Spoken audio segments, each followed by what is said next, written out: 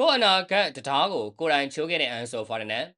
ပရိသတ်များလုံးမင်္ဂလာပါဗျာ Rise 7 Online Agency ကနေအားလုံးကိုပြန်လည်ကြိုလိုက်ပါရစေ။အန်ဆိုဖာဒန်နဲ့ဟာပြဿနာတော့တရားပါ။အန်ဆိုဖာဒန်ကချဲစီကိုစတင်ရောက်ရှိလာကြတဲ့ကပြဿနာတွေတစ်ခုပြီးတစ်ခုရှာနေရင်အကြောင်းတွေအတော်လေးကြီးမားလာပါရင်။ကွာဘလာတစ်ခုမှစတင်ခဲ့တဲ့အန်ဆိုရဲ့ Stamford Bridge တလန်ကကွာဘလာတစ်ခုမှပြီးဆုံးသွားရင်လည်းအော်စရာမရှိတာတော့တေချာခဲ့ပါရင်။2020ကာလာကဘာလာမှာခြေစွမ်းပြားခဲ့တဲ့အန်ဆိုဟာ2023ဖေဖော်ဝါရီမှာဘေဘီကာကနေချဲစီကိုဗီဒိန်စင်နေပြောင်းရွှေ့ခြင်းပေါင်106.8တန်းနဲ့ရောက်ရှိလာခဲ့ပြီး2031ဇွန်လအထိစာချုပ်ချုပ်ဆိုခဲ့ပါတယ်။ဒါပေမဲ့လည်းအခုတော့အန်ဆိုနဲ့ချဲစီတို့နေရာဒီလန်ကွဲကိုရောက်ရှိလာနေပါတယ်။အန်ဆိုနဲ့ချဲစီတို့ပထမအကြိမ်ပွတ်တိုင်မှုဖြစ်ခဲ့တာက2024ကမ္ဘာအမေရိကကျောင်းမှာကမ္ဘာအမေရိကချန်ပီယံအဖြစ်အောင်ပွဲခံနေတော့အန်ဆိုကပြည်သူကစားသမားတွေကိုလူမျိုးရေးခွဲခြားခဲ့တာကြောင့်ချဲစီဝင်လေကန်အတွင်းမှာဗယံပဒါတွေဖြစ်ပြီးအခြေအနေတွေတင်းမာခဲ့ရပါတယ်။ပြီးခဲ့တဲ့ရာသီမှာနိပြအပြောင်းလဲနေတဲ့ချဲစီတို့ရုန်းကန်နေရတဲ့အခါဒုတိယအသင်းကောင်းဆောင်ဖြစ်တဲ့အန်ဆိုကအသင်းရဲ့အတူရုန်းပေးရမယ့်အစားရီယယ်မက်ဒရစ်ကိုပြောင်းရွှေ့ခြင်းကြောင်းအင်တာဗျူးဖြေခဲ့ပါတယ်။ဒါကြောင့်ပရိသတ်တွေဒေါသပေါက်ကွဲခဲ့ကြသလိုအသင်းဘက်ကလည်းအန်ဆိုကိုနှစ်ပွဲပယ်ပြစ်ဒဏ်ချမှတ်ပြီးအရေးယူခဲ့ပါတယ်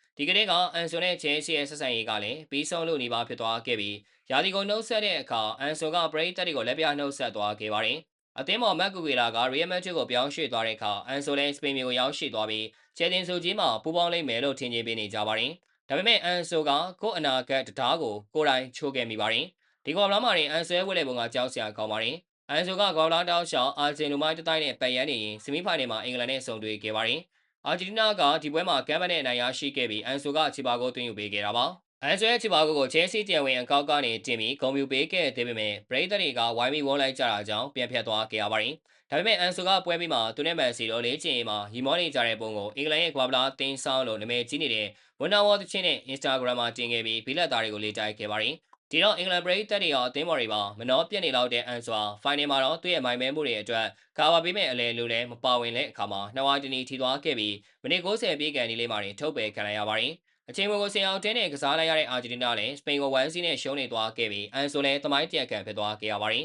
။ဒီလိုနာမည်ဆိုးနဲ့ကြော်ကြားတဲ့ကစားသမားတယောက်ကိုရီယယ်မက်ဒရစ်ကခေါ်ယူစရာအကြောင်းမရှိပါဘူး။အထူးသဖြင့်အသင်းမှာကခီလီယန်အမ်ဘာပေတို့လိုအန်ဆိုလူမျိုးရေးခွဲခြားခဲ့တဲ့ပြည်သားတွေရှိနေခြင်းကဘလို့မှအဆင်ပြေမှာမဟုတ်တာသိကြနေပါတယ်။ဒါကြောင့်လည်းအန်ဆိုရဲ့အေဂျင့်ဖြစ်သူကရီယယ်နဲ့ချိတ်ဆက်ဖို့ကြိုးစားနေတော့ရီယယ်မက်ဒရစ်ကအန်ဆိုဖာနန်တက်ကိုခေါ်ယူဖို့အစီအစဉ်မရှိကြောင်းတရားဝင်စာထုတ်ညှင်းဆိုလိုက်တာကြောင့်အရှက်ကွဲခဲ့ရပါတယ်။အန်ဆိုနဲ့တရင်တက်တဲ့ထဲနေကြတဲ့အသင်းတွေပရီးမီးယားလိပြန်မန်စတီးလဲပါဝင်နေတယ်လို့အတလီကိုမန်ထရီနဲ့အခြေအနေကြည့်နေပါတယ်။ဒါပေမဲ့လည်းချဲစီဘက်ကအန်ဆိုရဲ့ပြောင်းရွှေ့ခြင်းကိုပေါင်တန်း120လို့သတ်မှတ်ထားတဲ့အတွက်ဒီတိုင်းဆိုရင်ခေါ်ယူခြင်းနဲ့အသင်းနဲ့သဘောတူညီချက်ရဖို့တော့ခက်ခဲနေပါလိမ့်မယ်။ချဲစီဘက်ကအန်ဆိုကိုနားရဲ့3ဘတ်ပေးလိမ့်မယ်လို့သိရပါတယ်။အန်ဆိုနေနဲ့ဒီတောအတွင်းအသင်းကိုရှာဖွေနိုင်မှာရာသီတစ်မှာအချိန်မီပြန်လည်စတင်နိုင်မှာပါ။အလုံးဆွေရဲ့ရာသီတစ်အစီအစဉ်တွေကိုအန်ဆိုကြောင့်မနှောင်နှေးစေလိုကြတဲ့ပရိသတ်တွေကတော့အန်ဆိုတူအသင်းကောင်းဆောင်လောက်တာကိုလည်းမမြင်ကျင်ကြတော့တဲ့အတွက်အန်ဆိုတယောက်အသင်းပြောင်းရွှေ့သွားဖို့ကိုပဲမျှော်လင့်နေကြပါတယ်။ကြည့်ရှုပေးကြတာကျေးဇူးတင်ပါတယ်။